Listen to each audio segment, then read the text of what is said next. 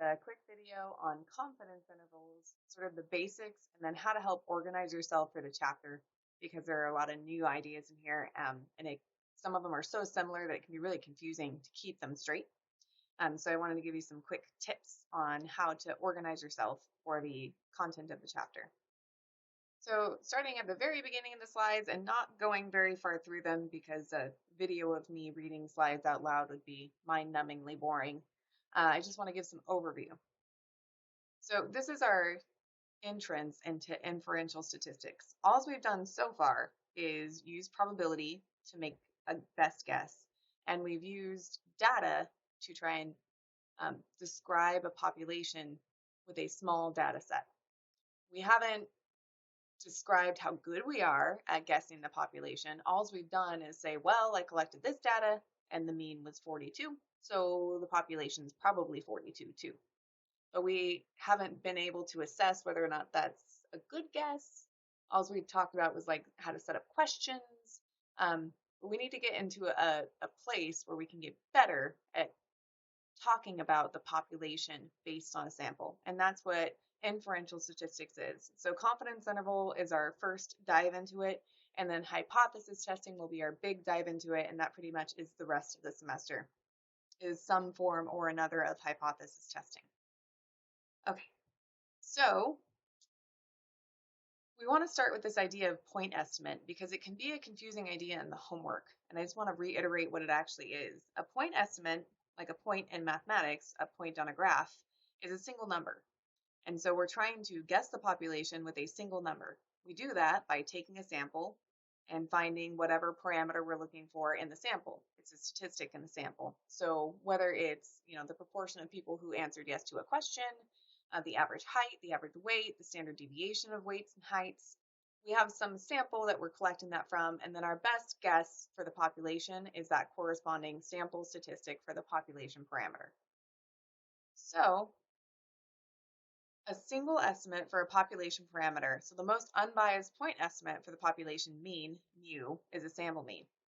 And that's true for any of our common population parameters. So it's true for our standard deviation, it's true for variance, and it's true for our proportions or percentages. So reading through this example, a researcher is collecting data about a college athletic conference and its student athletes. A random sample of 40 student athletes is selected and their numbers of hours spent on required athletic activities for 1 week are recorded. They found the mean number of hours spent on required athletic activities by the 40 student athletes sampled was about 21. So find the point estimate for the population. And I know it sounds overly simplistic, but it's just 21. We did a sample of 40 students. We found the mean to be 21. Our best, unbiased, least biased point estimate for the population mean is also 21. Now it's talking about confidence intervals, which moves us away from the single number for a guess to a range of numbers and an associated confidence in the process for which we went through to gain those numbers. So this example is one that I would give in class and have students kind of work in groups and try and make up some numbers for. So the United Arab Emirates, if you're not familiar, is a country made up of states. And your goal here is to try and estimate how many states there are in the UAE. So I already know, so obviously I would not be very good at this question, but my students at the time didn't, so I'll give you some examples that they came up with. Down here in the speaker notes, so with 100% certainty, I got some that were like 1 to 100, or somewhere in between there. I have to be super positive that I've captured the number of states. So I know that if I make a really wide guess, then I'm likely to have gotten it right. So when it's lower to 90% certainty, then they guessed somewhere, like 1 to, I don't know, 90. I think I saw some 75s in there. Okay, so I only have to be 90% sure now so I can sort of shorten up this interval because it's okay for me to be wrong essentially 10% of the time. When I got down to 50% certainty, then I was looking at intervals that look like 1 to 20 because it's okay if I'm wrong half the time. So I can make this interval nice and tight and see if I'm right. So this is an example of what our confidence level does to our confidence interval. The more confident we are, the wider that interval is. And mathematically, it's because our confidence level is tied directly to our margin of error, our E calculation. And so the higher our confidence level, the larger E. When we add and subtract it, the wider our interval would be. But intuitively, it's also true. If I need to be more confident in my answer, then I have to make a wider guess so that I can actually make sure that the correct answer is in there. Oh, okay, lower these. So our confidence level is just that. It's our confidence in the success of the process. So we're not saying that there's some percentage chance that the correct population parameter belongs to our interval. What we're saying is that if we keep repeating this process, then some percentage of the time, we should get the correct answer in our interval. The problem is we don't know if this interval that we've made is one of those times. So a 95% level of confidence implies that if 100 different confidence intervals are constructed, each based on a different sample from the same population, we would expect about 95 of the intervals to contain the correct parameter and 5 to not contain the correct parameter. And I have a graph of this further down. So these are confidence intervals. They're 90% confidence interval, and this is an imaginary setup where we actually know what mu is here. Make this as big as I can. So in this setup, I know what mu is, and these are the confidence intervals that I've set up for it. So I can see that there's confidence intervals that surround it, there's confidence intervals that sit right on it, and there's confidence intervals that miss. Technically, there's only one in this picture. So here's a really great confidence interval because my sample gave me exactly mu. So the little dot in the middle is representing sample, and then the confidence interval goes out as wide as the line. So here's an okay confidence interval. My sample didn't match mu, but mu is still contained within this confidence interval, so that's pretty good. Here's a really good one, really close. My sample was really close to the mean. And here's one that's incorrect, right? So I did my best. I gathered my sample, and for some reason, it just didn't represent the population very well. And when I set up my confidence interval, I don't actually hit the actual mean. I miss. So as it says, in the long run, 9 of every 10 such intervals will contain mu. The problem is we have no idea if our interval is one of them. So that's why we just give this associated confidence level and the process that we went through to collect the data and set up the confidence interval. It's not a probability of whether or not we have the answer. Okay, so that is a quick rundown of the ideas behind confidence intervals. Further through here, you'll find some information on the most common choices for confidence intervals. You'll find some information on critical values and how to calculate them, and some information on tails and where you can find those critical values, what they mean for a picture. Further down, you can find some information on the t-table and on the chi-squared table, which will come up later, again in hypothesis testing. So it's nice to get some information for those tables when you first see them. The t-table is very similar to the standard normal distribution. It changes depending on the amount of people that you've surveyed or the amount of things that are collected in your sample. But it still is symmetric. It still surrounds zero. And it still follows the ideas of the normal distribution. The chi-square distribution, on the other hand, is the outlier. So it is no longer symmetric. Now, because I'm squaring a bunch of stuff, I am above zero, so I don't surround zero anymore.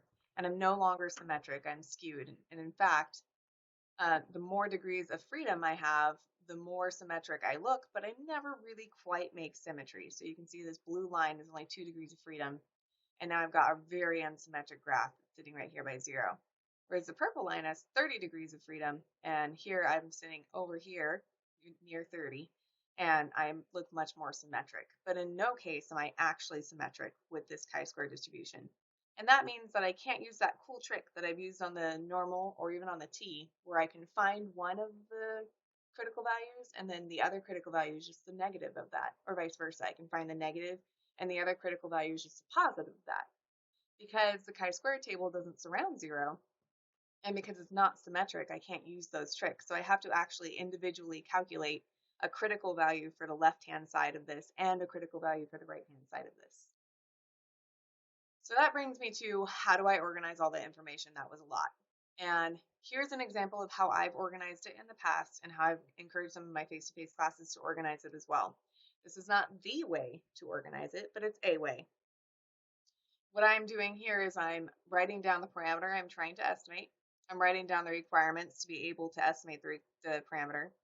I'm writing down the distribution or the table if you're using the table in the back of the book, or the distribution if you're using Excel or a calculator.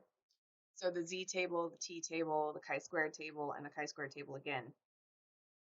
And then this again is just distribution if you're using the Excel or a calculator. Then I went ahead and jotted down the point estimates so I can keep those organized in my head. I jotted down how to collect the number of people you need to survey, the calculations for E, which are because these two graphs are symmetric, all I have to do is calculate E once and subtract and add it, and that's what is happening over here, even though it didn't look like it. So for confidence intervals,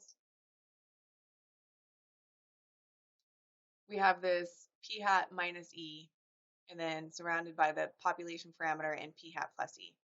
That's a lot to say, right, at once. So I've nicknamed this one Pepe, and this one Jaja, because it helps me just keep them in my head without having to say that out loud over and over. So that is what is written on here, just Pepe and Jaja to help me remember.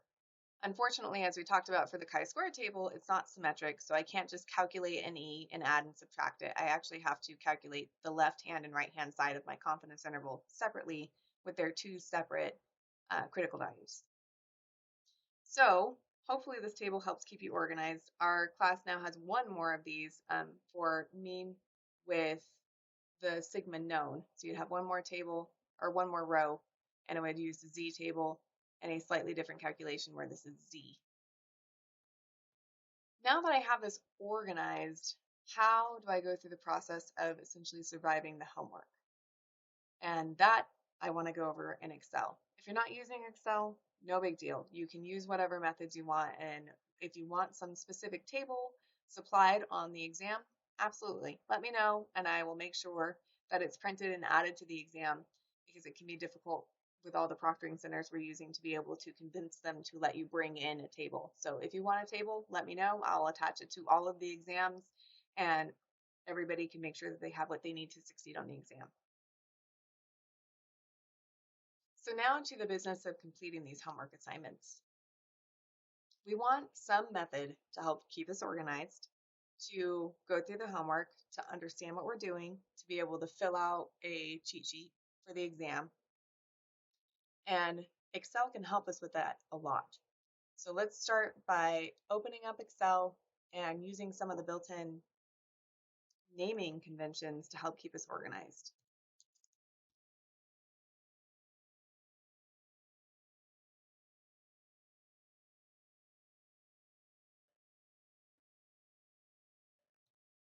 Okay, so I'm going to set up some inputs and outputs. So if I go full screen, you can see there's this formatting area, and it's already got things formatted for me. So if I just click the button, it'll make the numbers look how it should look. So if I have an input, I can select input, and I'll change the formatting so that I can look at this key and know what numbers I should be putting in, what numbers are being calculated, and what numbers are my output, the ones that I actually need to copy down for the solution to the problem. So this is asking us to calculate some confidence intervals for a population parameter that is a proportion. So going to our table, we need this calculation right here, this Z sub C P hat Q hat over N square rooted. And then we're going to add and subtract it to create our confidence interval. Some of you have discovered that there are some built-in commands in Excel to make a confidence interval. And sure, absolutely take advantage of those. But there are some homework problems that will ask you for the individual pieces as you go through the calculations. And there will be some multiple choice on the exam that asks you to calculate, say, a critical value or some other piece of the calculation, like just the E. So it's important to be able to organize all of the pieces of the calculation, and then you can always take advantage of the built-in functionality to calculate the confidence interval or the E and double check your work with that. All right, so to be able to create this, I need some inputs. I have to be able to input p hat, q hat, n, and then I need to figure out the z sub c. To be able to figure that out, I need to input the confidence level. So let me start naming those. Confidence level, p hat, and q hat, and n. Okay, and then I also need the sample parameter, the p hat, for the calculation of the confidence interval at the end. Luckily, I've already got that on here. That's not always the case with these. So for example, Jaja here, you need the x hat or the x bar to be able to do this calculation at the end, but it's not part of this calculation. So you'd have to add it in. All right, so all of these are inputs. I have to figure these out for the problem. So going to my formatting, these are all my inputs. Then I need to do some calculations. I have to figure out alpha, which is the opposite of the confidence level. I need alpha over 2. And then I need z sub c, which is really the calculation based on this alpha over 2. And that'll allow me to calculate the error. I'm going to change the formatting here because these will all be calculated for me. And then at last I need less than p, and I need, excuse me, the top and bottom of the confidence interval here. So let's go through how to go about this. Now that I have this organized, I'll bring up the homework and start inputting from the homework. So the confidence level here is a 0.95. P hat is 0.38. And then Q hat, I actually need to calculate. So let's go ahead and edit that so it becomes a calculation. Q hat is just 1 minus P hat.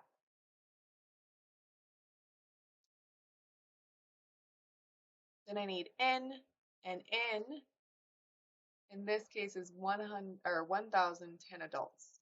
10. Okay, the rest of these are calculations. So alpha is just 1 minus the confidence level.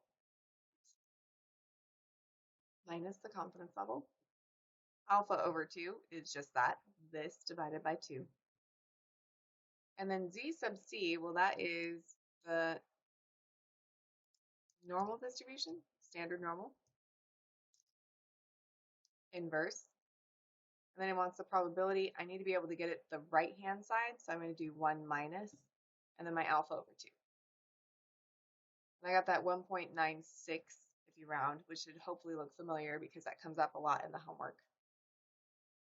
And then I have to calculate E, which is z sub c times the square root, SQRT, open parentheses, of p hat times q hat divided by